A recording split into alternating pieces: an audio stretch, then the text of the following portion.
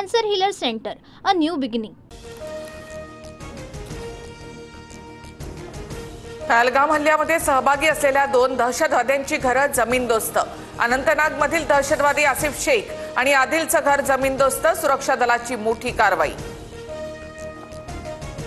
पहलगाम हल्ल्यानंतर नियंत्रण रेषेवर गोळीबार।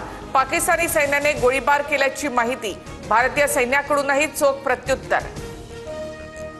पाकिस्तानी लष्कराने नियंत्रण रेषेच्या बाजूला सैन्याची संख्या वाढवली। पाकिस्तानी सैनिकांना बंकरच्या आतूनच पाळत ठेवण्याचे आदेश। आंतरराष्ट्रीय सीमेवर देखील भीती।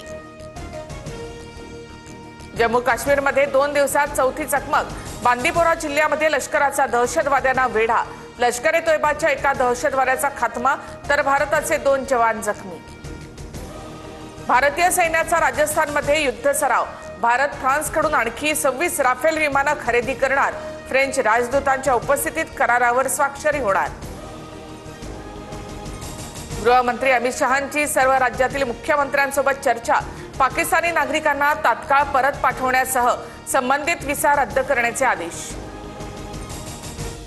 विरोधी पक्षनेते राहुल गांधी जम्मू काश्मीर दौऱ्यावर। मुख्यमंत्री ओमर अब्दुल्ला यांची भेट घेतली। राहुल गांधींनी दहशतवादी हल्ल्याचा आढावा घेतला। शिंदेच्या विरोधामध्ये व्यंगात्मक गाणं करणाऱ्या कुणाल कामराला हायकोर्टाचा मोठा दिलासा। चार्जशीट दाखल करेपर्यंत अटकेपासून अभय। मात्र कामरावरील दाखल गुन्हा रद्द करण्यास नकार। Cancer Healer Center, a new beginning.